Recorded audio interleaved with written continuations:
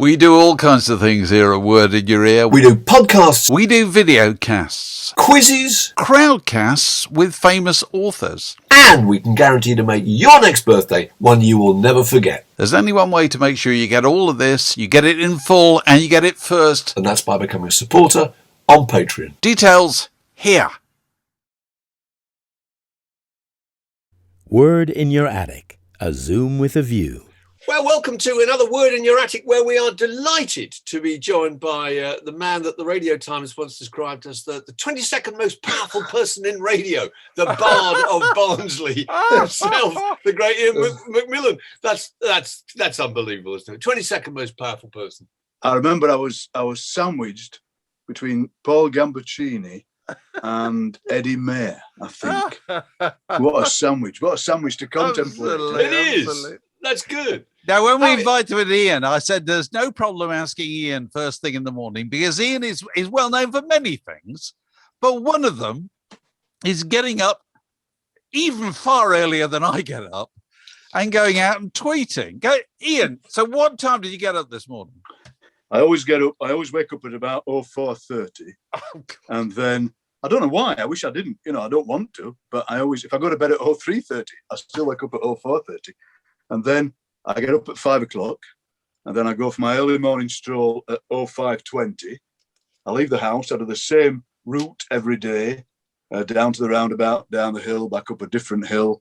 I get back in the house about 6:10, and then I tweet about what I've seen. And my endless task is a kind of Sisyphean task of seeing different things on the same stroll. Yes. It's always the same stroll, and you have to see something different. Give us some examples of recent things you've seen.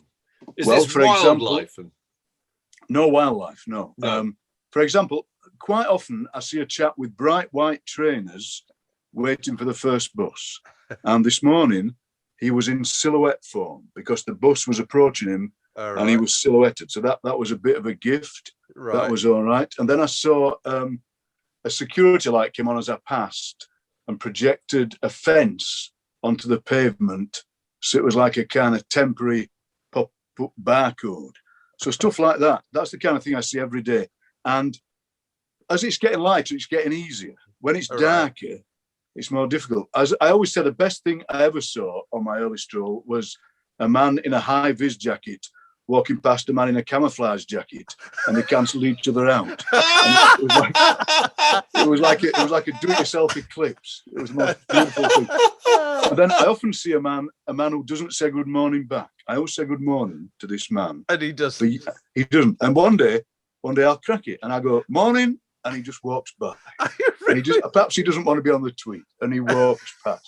And then what was it the other day? I saw about a couple of months ago, there was an Andy Williams album cover on the floor.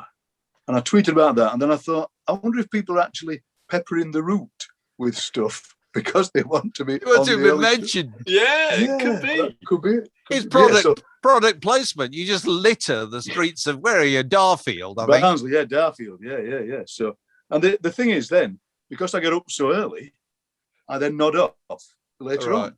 Right. So this evening, I know I'll say to my wife, I'm just going to listen to a bit of music. And she'll say, yeah, I'll give you 3 minutes. Yeah, there you go. And then I nod off. But that's just, the thing is, at that time in the morning, I feel so alert. I feel so bright. I feel so great. You're either a morning person or you're not. And I'm jealous of the people who can stay up all night, but I really can't. Well, we've been doing these things for the last year, and quite a few of them with the musicians. And of course, musicians in the last year who had no gigs. Yeah. But yet, when you suggest that you might want to do these things at 9:30 in the morning, they go, what? You've gone to bed at the same time as everybody else. I know. They can't get out of the routine. That's what it is, isn't it? And to them, 9:30 is like my 5:30, isn't it? So 9:30 is like a ridiculous time. Whereas if somebody said to me, I had to do something for Up All Night on 5 Live, and they said, can you be there at 2:30 a.m.? And I thought, that's a funny time, isn't it? Because it's not that long before I get up. It's actually quite a long time after I've gone to bed. So I don't know. Yeah. So you're in Darfield. You're living in Darfield, and you were born in Darfield, weren't you? Yes, I was born. I'm just pointing now up the street to the house I was born in. Incredible. My auntie and Uncle Charlie's house, because my dad was away at sea. And so I wasn't born at home. My mother I was born at my auntie's house. So, Yeah. And I've lived in Darfield all my life. Yes, I have. I've lived in this house for 30 odd years. I like it. It's centrally placed, and it means if you want to go anywhere, you can always get the train. You know, and I like it because the best thing about it is that nobody could care less that I'm on the telly and the radio and that I write things. You know, so I go to the shop and they go, "Is here, is here." And you buy a bag of crisps and they go, "Hey, he'll write a poem about that." And then they get something will happen. Somebody in the shop will go, I'll just have that bottle of pop. Wait, he'll be putting that in a poem. He'll be putting that in a poem. So then you go in the shop and they go, I saw you on telly yapping. Oh yeah. What else would you be doing? You're kept firmly down to earth by all this. Oh, definitely. That's so Yorkshire. Yapping. Not only was he on telly, he was talking. Yeah. I was talking on telly. You didn't just sit there. Should have been sitting there being really quiet. That's right.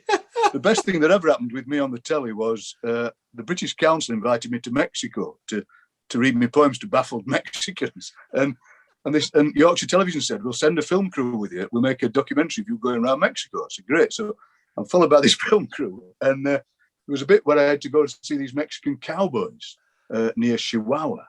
And I got dressed up in a Mexican hat and a kind of loud shirt. And I'm sitting there. And the last bit of the show was the last bit of the actual program. And I'm sitting there on a rocking chair. And I lift the hat up and I go, "Do you know, I think I might stay. I think I might stay in Mexico." And then I put the hat down and they superimpose the sound of the Barnsley FC crowd. I lift the hat up and I go, "Wait a minute, we're at home tomorrow. I better get back." Right. And this is filmed months before the match, but it was on a Friday night, the day before the match. So I got the same clothes on. I went to the match in the same clothes I'd had on the telly. And they went, "You got here quick." I said, "Oh, well, So great days for Barnsley FC at the moment. Are you getting nervous about the prospect of the playoffs? Something? Are you, because you are the official poet of Barnsley FC, if I remember correctly. So are you called upon to do anything special in these circles? I will be. If we go up, I will be. You know, I'll be part of our up and down for years. It's just like it's a life period, really. You know, they just years ago they said, "Do you want to be a poet? We can't pay anything." I said, "Well, that's fine." So I just every so often I write a poem. But yes, I'm nervous, and it's odd that this is the best season we've had for decades, and I can't be there. None of us can be there. It's horrible to see that the best team we've had for 20 odd years, and you can't watch them. You watch them on the iPad, but it's not the same. You know, I was thinking about this. It's a double tragedy for Yorkshire because it's the year Leeds went up last year. That's right. And you would have expected the same thing, wouldn't you? Yeah, you would. It was all about the crowds, and of course the crowds were the element missing. We can't be there. We've signed this enormous American called Daryl Dike, spelled Dike. So we all thought he was called Daryl Dyke. So everybody calls him Dyke the Tyke. Then it turns out he's Daryl Dike. And he's just like this man mountain. He's this enormous fella with thighs like redwood trees. And he just knocks everybody out of the way and scores loads of goals. And he's the kind of fellow we want. So absolutely. So if we do go up, I do hope we can go and watch the match next season. Fingers crossed. Fingers crossed. Oh, surely. Do they commission you occasionally? Do they ring you up and say, "Surely this deserves like the signing of DK with his giant thighs"? Promising. Last time, what happened? We went to Wembley a few years ago for something, and they asked me to write something for that. And then every now and then, if we're at an away ground somewhere, the local radio station will ring me up and I'll write a poem. But my only task, really, when I was actually poet in residence in a big way back when we were first in the Premier League in 1997, I just had to write a poem for the Barnsley Chronicle. And the Chronicle rang up and said, "Look, it's got to be 16 lines long and it's got to fit in this space." And I said, "Right." So I wrote this poem. And then, you know, what a pro. But then sometimes I think I'll just write 18 lines. And they just didn't print them. They just didn't miss that last line. Just old school subbing. That's right. Cover the bomb. Just slice it up with a pair of scissors. People at the match go, "I read your poem. I couldn't understand it. Is it that modern poetry?" Oh, dear. But look, Ian, you were born down the road. Traditional question we always ask people on these things is, can you remember what record playing machinery was in your house when you were a child, if there was any? Yes, there was. We had a dance set. Oh, really? Like a red dance set that you lifted up. Yeah. My dad was a big fan of Andy Stewart, Oh, we right. we had Donald Where's Your Troosers on repeat. What a He loved Donald Where's Your masterpiece. Troosers. It is. When I was on Desert You Island chose that on Desert Island Discs, I did. remember. Yeah. I chose Donald Where's Your Troosers and John Cage's 4 minutes 33 of silence. How much of that did they play? Well, they said you can only play about 15 seconds because people think the radio's broke. Yeah, Yeah, they said, but absolutely. while the 15 seconds of silence are on, you must make some kind of noise. You must clear your throat or something, just to show that you're still there. So the 15 seconds of silence started. Then Kirsty Young's stomach went off like a gun. It was like a huge rumbling sound. So I thought, oh, well, we're all right. But yes, so we had Donald Where's Your Trousers. He loved it. He loved that bit in the middle where he pretends to sing like Elvis. Well, let the wind blow. Yeah. My dad thought that was hilarious, and he'd just play it all the time. And he sang that, and then he also loved "Puppet on a String" by Sandy Shaw. So he had that. Then he always had, because my dad was a sentimental Scotsman, he would endlessly play massed pipe bands that would reduce him to absolute mountains of tears. You know, he'd put these massed pipe bands on, and my mother would go, "Oh no, here we go." And he'd start crying. Yeah. He's like me. I'm He's a big gone. weeper, but my dad, Yeah, he's gone. He's gone. Oh, dear. Then I remember on that damn set, the first record I ever bought, we went to Weston-super-Mare on holiday, and I bought In the Year 2525 by Zager and Evans. Zager and Yeah, Evans. great record. Wow. What a fantastic record that Yeah, is. it is. As a young man, I was 13 at the time. So as a young man, you know, exploring the world, exploring the universe, to have that, and you know, around the time of, you know, the moon landings, the Apollo missions, all that. Yeah. It was There's a land 69, you- wasn't it? It is Yeah, 69. 69. You know, so you think, gosh, I got that. And I remember in the year 25, was it in the year 4510, if God's a coming, he better make it by then. And all that kind of endless time that was contained in that record. I loved it. I absolutely loved it. And I remember then we were staying in this guest house in Weston-super-Mare, and it was like Fawlty Towers, and there was like these old ladies in the lounge. And I said, look, I've got this In the Year 2525 by Zager and Evans. They went, we'll put it on. And they put it on in the thing, they're all sitting there. in a boarding house lounge. That must have got the party started. Yeah. Well, it kind of ended the party, because then they said, you seem to like that song. I said, yes. They said, I like writing. I like writing things. I said, I'm writing a play called The Diamond-Studded Triceratops. Would you like to hear it? And they went, yes, we would. So I went upstairs and I got my notebook with The Diamond-Studded Triceratops in it. And I remember, after Zager and Evans had gone off, I remember reading this play to these ladies. It was great. And I said, enter, an explorer. I am looking for the diamond-studded Triceratops. And these women were enthralled for the first hour anyway. You know, The first hour. Your mother must have been horrified. Where are you going with your notebook? I'm just going to read my play to those ladies in the lounge. and they're going, please don't leave those plays. But in the late 80s. Good God. Oh, dear. Oh, that's lovely. So what was the first, was that the first record you bought? Can you remember the first single you bought? That was Well, that was a And where would single. you buy, and that was it. Where would you buy those? Where did you have to go to buy Well, them? I mean, this was because I was on holiday in Weston-super-Mare. The two places in Barnsley were Neil's record shop in the arcade, and the in the wonderful arcade. Casa Disco, which because it sold cassettes and discs. And the Casa Disco, that's where I bought one of my favourite albums, Valentyne Suite by Colosseum. Oh, yeah, God. with that fantastic cover. I think Of I that with the wonderful, woman the in the- girl, yeah. that's right, the diaphanous, dress, the robes, extraordinary. I was trying to find it. To talk about today, but I think the I've thing got was, it, yeah. hang the on. bloke who Yeah. ran Casa Disco was a bit grumpy. Have you got it there, Yeah. David? Oh, I think great! I have. Gosh, I wish I'd got it. I was trying looking for it last night. I couldn't find it. Trying to remember now. She's standing. Isn't there a candelabra? She's in got there? like this huge Here we go. candelabra. That's Yeah. right. It's a fantastic picture. There it is. No, Hold on. let's have a She's look. it's on, I don't know, somewhere Oh, look at in that. Berkshire Yeah, or yeah. whatever. That brings it all back.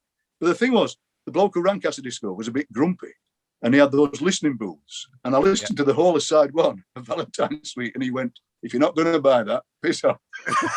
The thing about Neil's music store on the arcade, Mr. Neil was quite straight-laced. He wasn't like the bloke at Casa Disco. He liked stuff. But my dad always liked to go to Neil's music store. And when I was 15, I wanted Lick My Decals Off, Baby by Captain Beefheart for my birthday.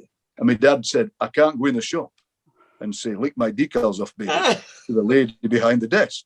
I said, no, that's true. So what he did was, he wrote it on a piece of paper. And he went in the shop, and this lady behind the counter, and he passed a bit of paper that went, lick my decals off, baby. And then Mr. Neil was called out the back. And in fact, I've told that story before, because I made a little piece for it that we had the fantastic Angel Brothers played on, that Andy Kershaw played in his show. So they were our two places, Casa Disco and Neil's. And Casa Disco was the place that you go to, because you had a fantastic selection of progressive, because that was progressive, rock, all that kind of thing that I listened to endlessly at that time. They had a big section called folk rock, because folk rock was the thing that I kind of slid into after progressive, I suppose. Right. But the one in the arcade, was that one?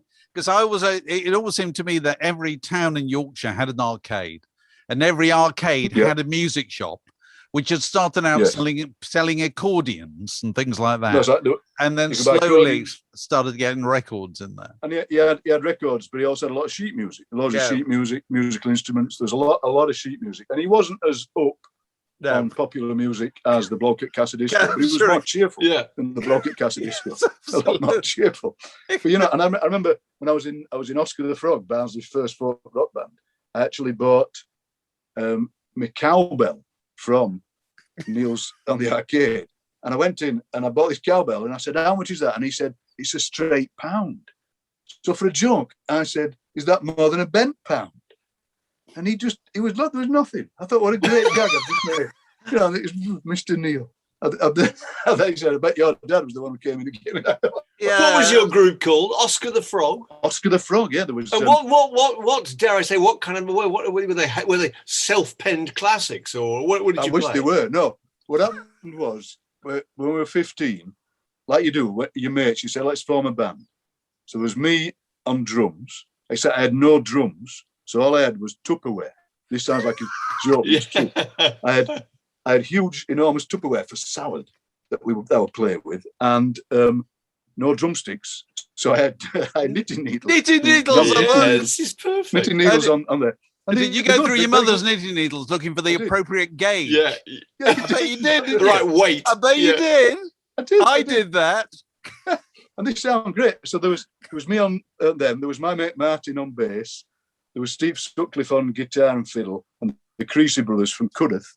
And then we started off, and we didn't quite know what to do. We thought, we've got a band. What shall we do? All right, well, we played Ride a White Swan, and we played Dream a Little Dream of Me. And then Steve Sutcliffe fancied himself as a kind of Jake Thackeray guy, and he wrote a song called In the World of Archibald the Aardvark. And we sang that to nobody, just sang it in the front room. But then we went to Barnsley Civic Hall to see Mr. Fox, the wonderful Mr. Fox. Good. Bob Pegg, Bob and Carol Pegg. Yeah. Well, I tell you, they were such a fantastic band. They had that album called The Gypsy.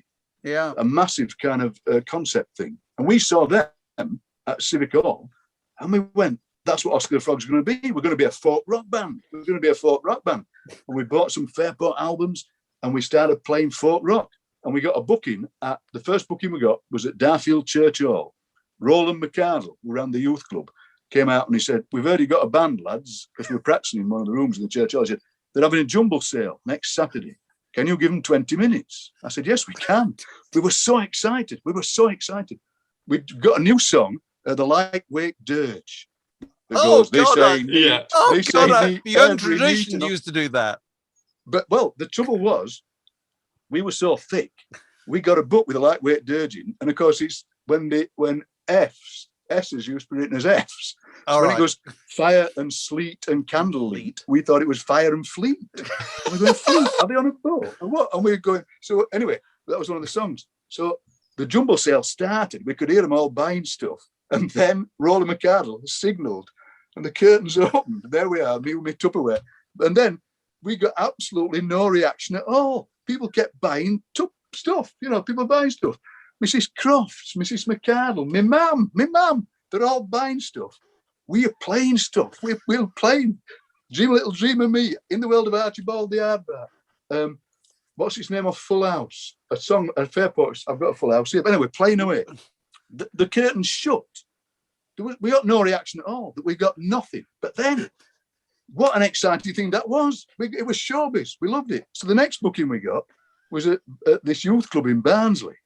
And they said, look, they're a bit lively, lads. They're a bit lively. And so when Steve Sutcliffe started playing the fiddle on this folk rock song, this lad shouted, "Do 'Cause I Love You" by Slade, because that's the one that had the fiddle on. And he said, I'm not. So this youth ran up and pinched his fiddle and started running around the room with it.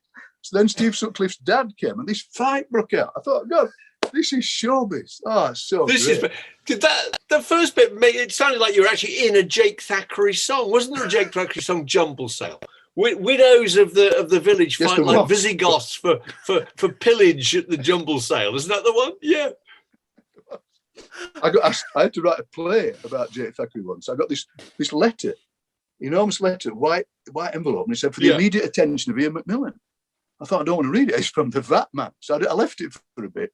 Then my wife said, you better read it. And it was from this producer who's now dead, sadly, called Ian Watson. He said, we set on a writer to write a play about Jake Thackeray, a musical. Yes, you wrote one, that's right. And it was called Sister Josephine Kicks the Habit, it was called. And I wrote, they said, we just like, the songs are all there. We'd like you to write a few more lyrics and the connecting stuff. And I thought, all right, I'll do it. So I did this thing. And then I wrote a couple of songs because it was mainly Jake Thackeray songs, but I had to write some new ones. And I had this fantastic meeting with the producer. And he picked up my script and he threw it on the ground and he started stamping on it. He's stamping on my script like this. And he's going, this is the worst play I've ever read in my life. He said, this is absolutely terrible. And he said, you've written this doggerel. And oh dear. And then eventually, the great Fine Time Fontaine, the wonderful actor and director, put it into some kind of shape. And we did the opening night at the City Varieties in Leeds. And the entire Jake Thackeray Appreciation Society had booked the first 4 rows. Wow. And they all had Jake Thackeray T-shirts on. So it's like performing to a bus full of Jake Thackeray's. God. So, were there any other bands after that?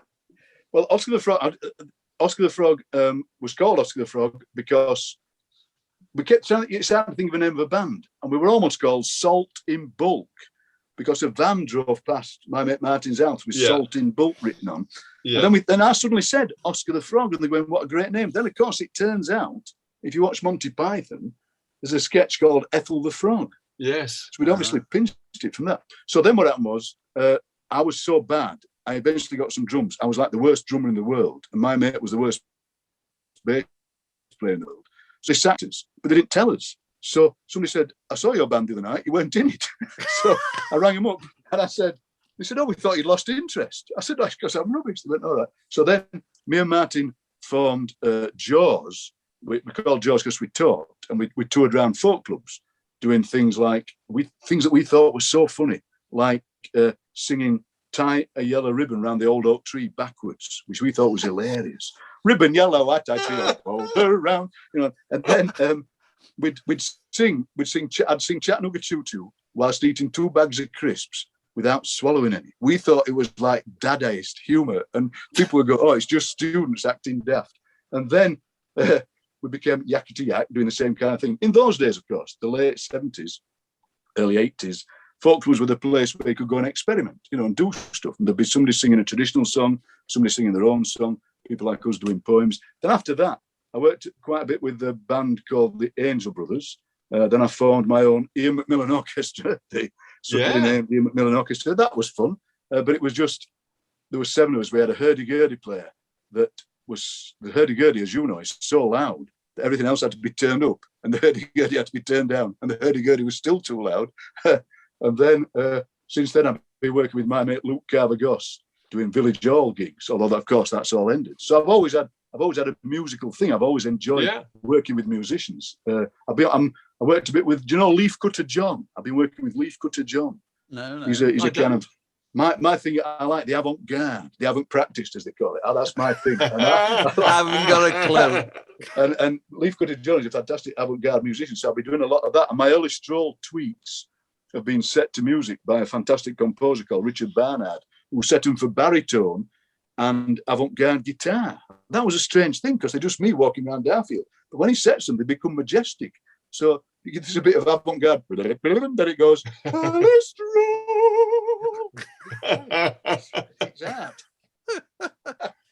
But you always liked the idea of being on a stage, didn't you? I mean, you always like performing, whatever you did. I've always loved the idea of being on stage. It's just a great thing for me. Just because I'm a show off, I like showing off. I like being in front of people. I don't like, it was funny, me and my mate Luke would often have a discussion about it. And he would say, wouldn't it be great? I like these village halls, he said, but wouldn't it be great if we could play a 400, 500 seat? I'd say, no, I like village halls. I like being on a little stage in a village hall with 50 people. And you meet them at the door and you give them a free gift. I always give them a postcard with my face on and meet them at the door and say hello. And they come in and you are their mate and you have a chat. And then the show starts and daft things happen, and then you go. And I absolutely love it, and I've missed it so much. It was my ambition to visit every village hall in Britain. I became village hall ambassador. They had this thing called Village Hall Week every week, and they rang me up and said, "Would you like to be village hall ambassador?" I said, "Yes." They said, "Can you write a poem?" I said, "Yeah." I wrote a poem called "A Teapot as Big as the Moon," because I always check. I always go in the kitchen, the village hall, and check how big the teapot is. The bigger the teapot, the better the village hall. So I wrote this poem, and then they went, "Can you go on the Radio 4 programme, You and Yours, and talk about village halls?" I said, "Yes." And as I'm on the You and Yours, it's live, as you know. So when it's live, you always get a bit of a fizz. Yeah. And I suddenly found myself saying, unbidden, I went, "It's my ambition to visit every village hall in Britain." And my agent texted me and went, "I surrender." Not a lot of money in this. Yeah. Well, no, but like it was the most amazing thing in my career, to be honest with you, because I was on You and Yours for about 4 minutes. I literally got, if we say we were doing 2 village halls a week, which is what we did, I got like 9 months' work in the next hour. Some would ring up and say, "Oh, just pop in while you're passing." Some wouldn't understand you'd have to be paid a little bit. But some thought, "Well, we'll pay you." I said, "Look, all you have to do is charge them some money, a bit like doing a house gig or something, charge them some money. You take a cut, we take a cut," and went to some astonishing places, really amazing. And once things unlock, we're going to do a few more at the end of this year, and then maybe bring the village halls to an end, I think, because I think of something else. But yeah, I love being on stage. Is it something about the attitude of people who come to a village hall that they're giving, aren't they? They want it to be good. They're not sitting there going, they're so grateful for the entertainment, aren't they? Oh, they are. Something's happening in our town. This is great. That's exactly what it is. Something's happening here. Something's happening in this place. We don't have to go to the city. Yeah. I can bring my mum, I can bring my kids, I can bring anybody. We can just have a laugh. Sometimes they follow a very strict pattern. They always have a raffle. I love to draw the raffle. They have a raffle at half time. I always draw the ticket of doom. They always have a load of prizes. There's always unwanted wedding gift as new. Bottle of wine from Marks and Spencer's. Yeah, but at the end, VHS of the Anedin line. And that's always them. But then at the end, I mustard. I pull out, I get the last ticket and I say, you don't win anything. We're going to draw out the ticket of doom just to show it's a hard life in austerity Britain. You draw out this ticket. On the yellow, number 48. Oh, I'm sorry, I haven't won anything. And my mate playing, wah. Oh, dear me. Mark and I got invited years ago to do a thing at Lerwick you must have been to Lerwick. Have you been to Lerwick? I've never been to Shetlands, no. Oh, it's a fantastic place. Terrific. Of course, it's also the most prosperous part of Britain. Certainly was in those days. Unemployment nil, because it's all the oil industry. Huge Arts Council grants. Yeah. I mean, there was fabulous theatre, custom built. And we thought, who's going to come? And of course, they all turned out. And they were the headline act on the Saturday night. What else is there in Lerwick on a Saturday night? The entire island were there. We were very touched. That's the great thing about it, isn't it? Everybody in the village comes, and you always get a cheap laugh. I always get a cheap laugh by doing the same gag where there's always somebody a bit late, and I say, "Oh, it's the people from the new houses," and that gets a laugh. And then we did a fantastic place called Quat, which isn't far from Bridgnorth in Shropshire. Quat Village Hall, brilliant village hall. And they're all in. It was about 60 people. They're all in. I said, "Shall we start?" They said, "No, Mr. and Mrs. So-and-so aren't here. They're always late." I said, "Where do they live?" They said, "Next door." I said, "Let's go." So we got all the audience out at the thing. We walked down the street to this people's house. And as they're coming out, I said, "You've missed it. You're too late." And me and the entire audience walked past. That's very fast. Oh, very good. Oh, that's lovely. So have you So- have you got any stuff to? Yes. You said Yes, I have. you went through your records. What have you? Have you Dig out a found few old anything? albums. I have. This was literally in the attic. You know, I've got to say that what I do is I tend to listen to these things in my head, if you know what I mean. You know, albums like Valentyne Suite, I listen to the memory of it. Yeah, Sometimes I hear it, but it's the memory of who I was then and what I was and where I was. And so actually diving into the attic yesterday, the one I couldn't find, I wanted to find Birthday by the Peddlers, because the Peddlers, the Peddlers. you know, they were one of... That's another first. We've not had the Peddlers on Have you this not? show No, before. I don't think so, no. I want to spearhead the Peddlers revival. Les Dawson called them the last of the cheap bands, and they really were an amazing three-piece. It was three, wasn't it? I was trying to remember. I can name them. There was Roy Phillips. Roy Phillips was the keyboard player. That's Yes. right, and he was in quite a big band before that, and he's All still right. around. Lives in Australia. All right. The bass player I get the two mixed up. There was Trevor Moraes on Oh God. bass, and then Tab Martin was the bass player, and he was in quite a few big bands in the 60s, and Trevor Moraes, and they were amazing. And Birthday, partly because there was a nude woman on the front, that was part of the fun, but also they had this amazing 10-minute piece called Loction Pudding. That was this amazing piece of jazz rock, and they had that single called Girly. Da, da, da, and, gosh, they were. And so I couldn't find me Peddlers. The Peddlers. I wish one day there'll be a Peddlers revival. There aren't many. Me and my mate Dave You're the man to start it. You'd be well placed. For years, I've been. They used to be on every TV program, didn't they? They Yes, were. they were on. They were on Les Dawson. They were on everything, and they were so cool. They had white shirts and black ties, and they weren't going to a funeral. That was the amazing thing. They looked so great. So I couldn't find the Peddlers, but what I found this Full House. Oh, good. Oh, grief. yeah. And what I loved about this was this is the one that I bought when we'd seen Mr. Fox. Yeah. We bought this, and we played Walk a While. All right. That was one of the one. But I'll tell you what I loved about this as a young lad who was very much into writing. There were these comedy sleeve notes Yeah. that I think Richard Thompson wrote. Yes. Yeah. And they were absurd and they were strange. And I was into Monty Python at the time, but also at school we were doing Waiting for Godot. So I was into Samuel Beckett. Yeah. You know, they were just things like, it's just a list of games they were playing. So, you know, it says at Shinty, Yes. against a scratch team of yeoman futurers, an easy victory for the members, but a cracked shin for Goodfellow. Angry Urisks, Chins and Tarrans threw hockey cake onto the pith, but were rejected. And me as a teenager is going, why doesn't this fella get the Nobel Prize for literature? This is it's amazing. astonishing. Well, he left school at He's- 15, didn't he? Because he had difficulty with reading and so forth. They did. And There's there's also the inside. There they all Oh are. yeah, there they all are. My His favourite autobiography is is just out, and Yes, it is. it's fantastic description of being in the van and the games they used to play in the van.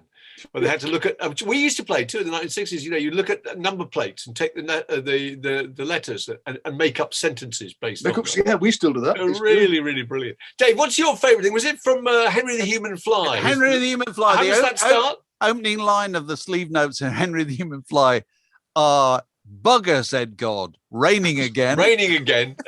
Yeah. And I think that on this album, there's that wonderful long piece, Sloth. Sloth. Just a roll on your drum Yeah, and the absolutely. war has begun. Yeah. And again, as a teenager, you think, God, I'm never ever going to encounter anything this profound in my Yeah. life. Yeah. I may as well stop now. You know, it was an astonishing album to listen to again and again and again. But I haven't listened to it for ages, but I probably will now. Except So is I that don't have 1970? No, hang on a second. When did that- 71. 70. It was 71, was it? Okay. Yeah, 71. Yeah. Okay. Yeah, 71. Amazing. Because it was just after Legion Leaf came out in 69. Well, There was 3 this records came out in 69, 3 Fairport records in Did they? All 1969, right. which is and the terrible van crash in the middle of it that killed Yes, that's right. one member. Mm. Awful, Yeah. awful. You Yeah. must read the memoir. It's just come Yes, I know. out. It's just come out, hasn't it? Oh, Yeah, it's yes, phenomenal.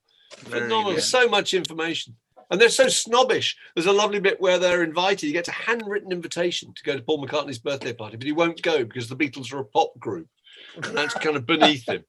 It's terrific. He was 19 or something. Yeah, like 19 years old. What Regrets else? it to this What day. else have you found there? I've got this is the one that my dad got into trouble for. Captain Beefheart, the Magic Band. Oh, there we yeah. go. There we Look at go. that. I mean, So you were 15 and you were into the Beefheart band. yes, I was. 1970 this came out. So that would be, I was born in 56. Yeah, I was 15. It was through John Peel, like all of us. You know, Right. I heard Beefheart and John Peel. John Peel was always playing Beefheart, playing Beefheart. And things like Trout Mask Replica. You know, you buy that and all you ever want in your life is music where your parents would turn that rubbish off. Turn that tripod. You were guaranteed for that. Don't you think it seems all the more extraordinary Trout Mask Replica as every year goes by? Because didn't they live for 8 months in a house rehearsing that and then go in and record it in something like 6 hours? And he wouldn't let them eat and stuff, would he? And he would send them out in the desert. Yeah, it's incredible. And then this one, maybe it's not quite as good as Trout Mask Replica, but there's some great songs in it, like I Want to Find a Woman That'll Hold My Big Toe Till I Have to Go. Yes. I want to find me a woman. And then, of course, as a young man, as a 15-year-old, you think, well, this is brand new stuff that's never been done before. But of course, the more you listen to Beefheart, the more I realise he's part of the long blues tradition, isn't he? He's playing the blues, real. That's what it is, and it's the blues with a kind of electronic thing. But I love this album. There was things like, what is it? The clouds are full of wine, not whiskey or rye. Whiskey or rye. It's great. Is that the record? Is that the record that's got the song on There Ain't No Santa Claus on the Evening Stage? No, it's not on that one. It's on a later on one. A different one. Yes. And then over here, there's the lyrics to Lick My Decals Off, Baby. So as a young man writing poetry, you know, noon bouncing ball of warm beside child, deflating our veggie life puzzle, a breaking ball of wings, legs, leaves, lives, beehives, movies from each comb. Think, blimey, at the time, I'm reading Samuel Beckett, I'm reading Dylan Thomas, I'm reading Captain Beefheart, Don Vlanvlier. What an amazing sound this is. And he never stops giving Captain Beefheart. He never ever stops giving. But this was the one my dad got into trouble for, Lick My Decals Off, Baby, which I put on the aforementioned Dan set. And my dad's going, what? I got into trouble for that rubbish. It's a bit lost on a Dan set, that is. Sure. Well, the thing is, I've never been, it's a weird thing. My mate Luke Carvagos, when we're doing the gigs, he spends ages setting up the equipment. And to be honest with you, I'm never that bothered about what it sounds like. I like it. I like a nice scratchy thing that you can only just hear. You know, I've never been one of these people men usually, isn't it, who get into the equipment. I've always just been into the scratchiness of the sound. And there was, so through Captain Beefheart, I got into Frank Zappa, you know, and then Wild Man Fischer. Oh, really? Great Wild Man Fischer, who was it's sad story. Because he was a guy with mental health problems, wasn't he? Who Frank Zappa kind of enlisted and said, you can do it. And he had those amazing songs that were just him talking like this, singing and all that.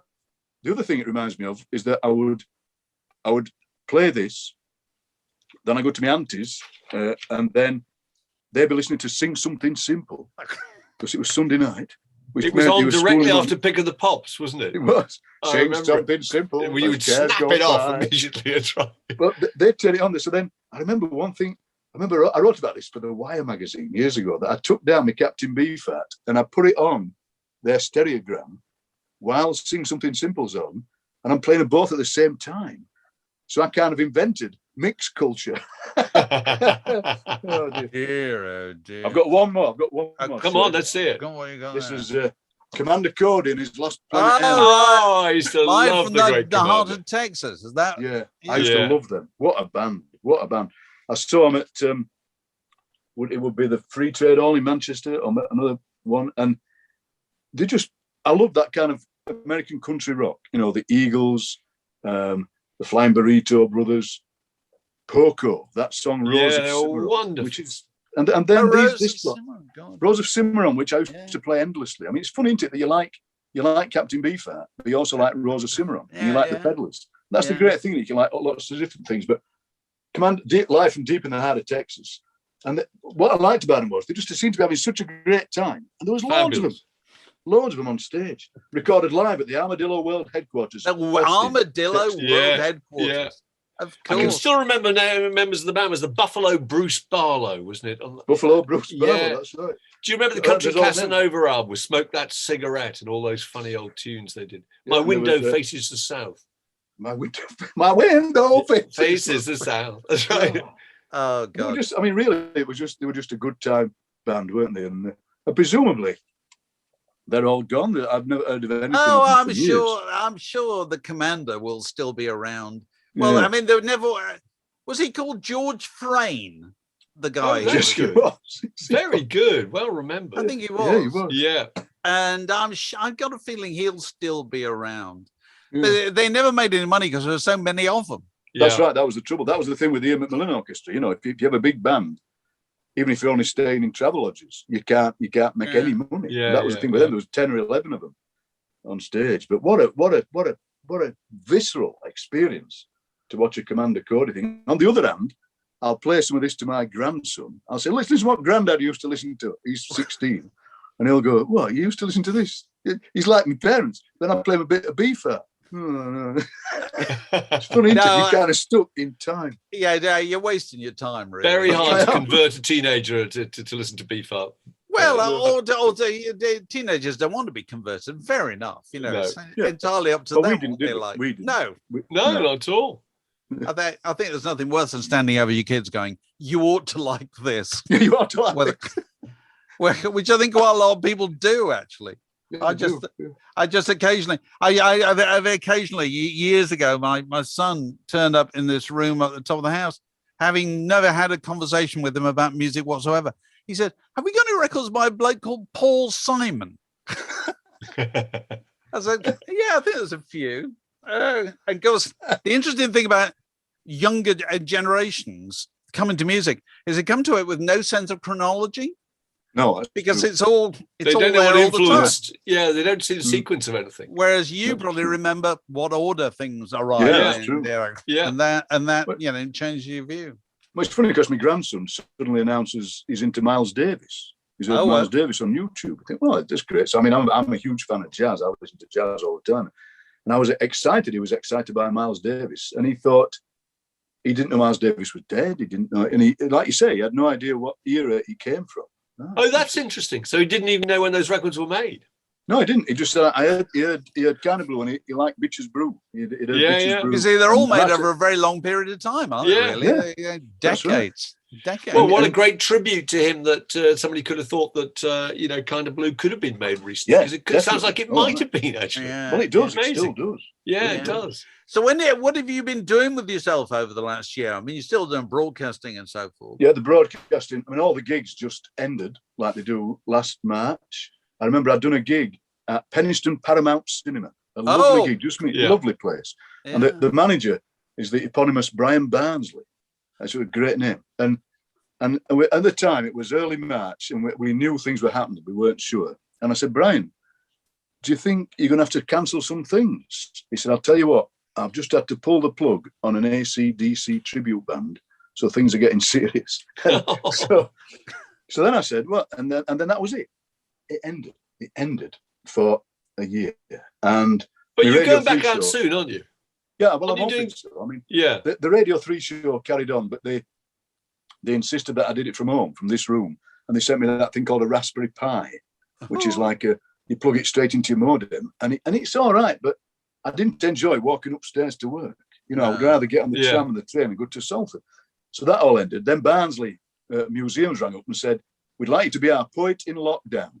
I said, all right, what shall I do? They said, we'd like to write a couple of poems every week about being in lockdown. I said, all right. So then this led to some interesting heckling from the street where I'm walking along and they Oh, go, yeah. you should be locked up, not locked down. So a bit of that. And then, as you do.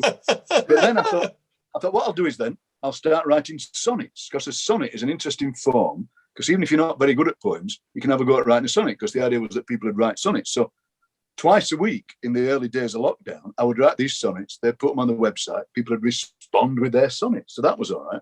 And I also worked for a community arts organisation in Doncaster called DARTS, Doncaster Community Arts. And we work a lot with adults with mental health issues. We've been having some fantastic times in little community centres all over Doncaster, just having a laugh, working with musicians, making poems up, laughing, just laughter. And then suddenly all that stopped.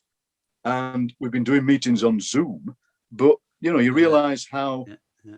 kind of cyberspace poor a lot of these people are. They've got like pay-as-you-go phones, and it's really, I'm doing one this afternoon, and it'll be all right. But we're going to be getting out there soon. So it's been a very odd year. I turned 65, and part of me thought I want to start slowing down a bit anyway. And then suddenly it's forced on you. You start slowing down.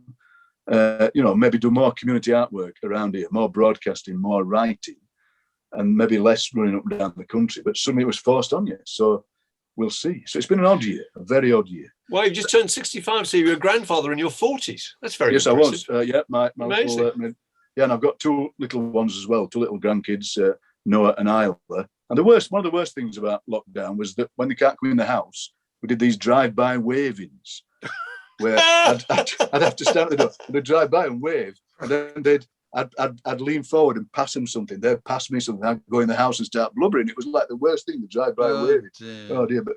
But still, so then now that we can meet each other in the garden, that's coincided with, I don't know, it's like where you are, but up here it's freezing. Snow this morning. We had snowing, snow.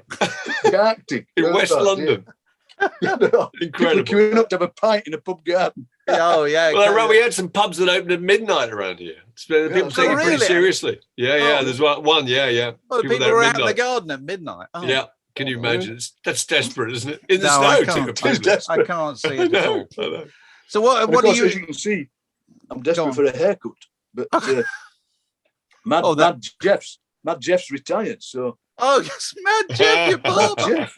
We talked about Mad Jeff before. Well, we did. Yeah. Remind me, you used to play football.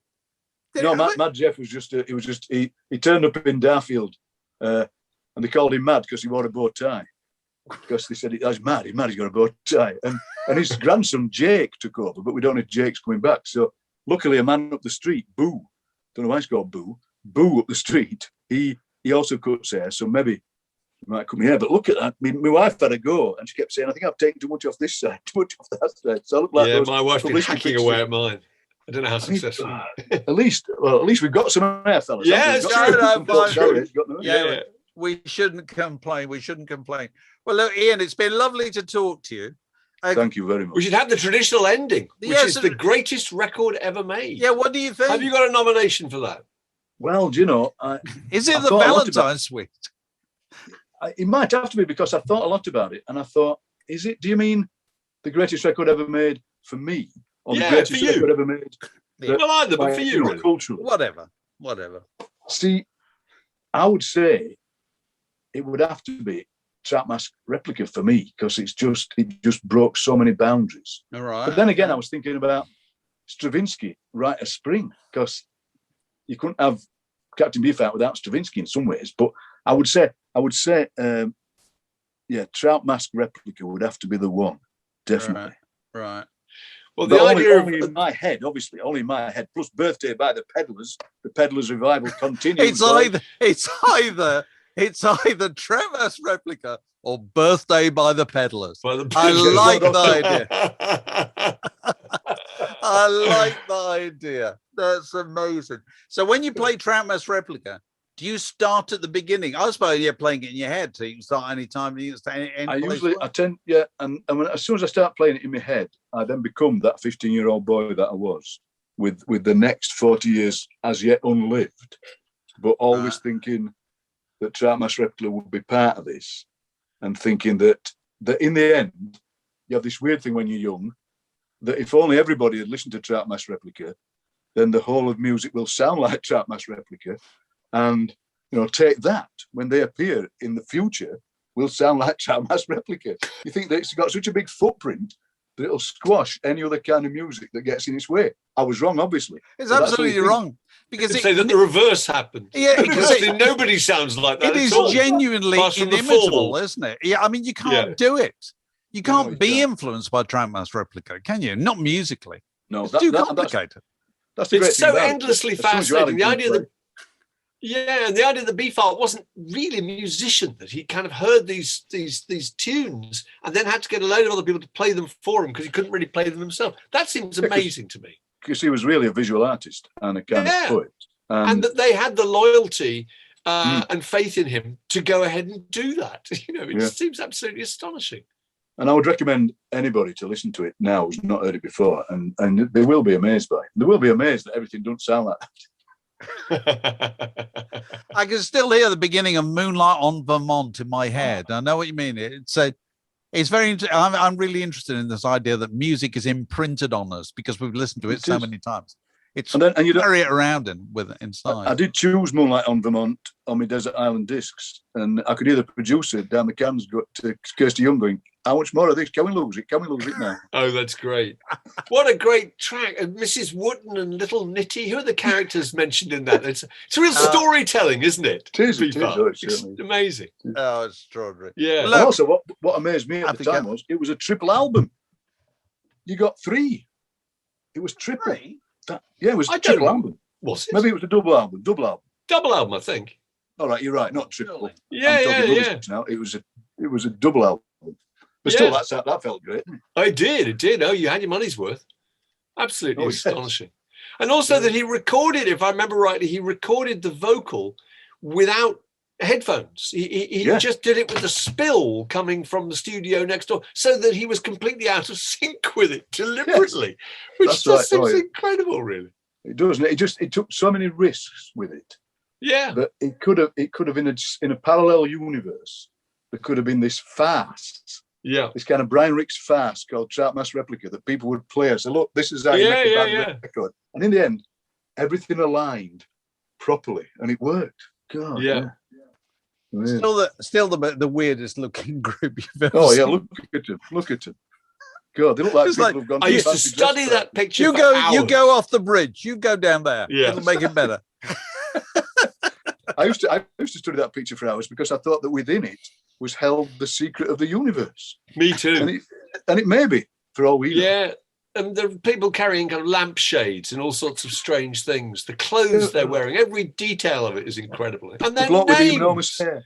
Yeah, Ten-eyed Jimmy Siemens played the steel appendage guitar, I think. Zoomed-on Rollo. Mascara Snake played the bass clarinet. I remember just thinking, this is magical. I know. Zoot Horn Rollo played glass finger guitar and flute. Oh, right, there we are. And is it just that? Do you find many women who like it? I think this is not many. Not many. Not many. It has to be said. I think you will find the odd one, but it's only occasional. Yeah. It's a boys' thing, isn't it? In a way? Yeah. Well, we've said this many times on these chats that what we always used to find working in offices with men and women where music was playing, women would tend to go, "I like this. What is it?" Whereas men will tend to go, "What is this?" And then they'll tell you whether they like it or not. Wow, that's interesting. It's true, because men are so self-conscious about their choices of music, appearing to endorse things that shore up their self-image. Whereas women just think, that's nice, love it, lovely, that's great. Yeah. The worst thing a man can do is express approval of anything that he's not supposed to like. Yeah, that's right. Social death. Because you can say, "Oh, I really like this." They go, "Well, it's got Mark Knopfler on it. You didn't know that, did you?" Fished you in, as if that's somehow a bad thing, Oh well. Oh dear. Oh, well, look, thanks very much, Ian. Thank you. And all the very best. And we'll see you over a warm pint of beer or something. Oh, I hope so. When this bloody war is over. When the war is over, we'll all meet up. There'll be blue bows over, etc., etc. Word in Your Attic, a Zoom with a View.